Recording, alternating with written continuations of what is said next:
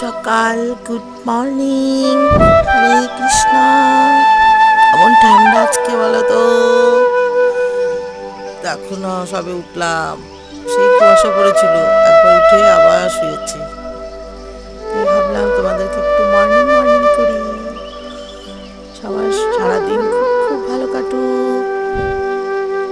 Tata, bye bye. কে কে পিকনিকে যাচ্ছ? আমরা আজকে একটু ঘুরে ঘুরে যাবো। দেখা হচ্ছে পরে। বাই বাই, হরে কৃষ্ণা।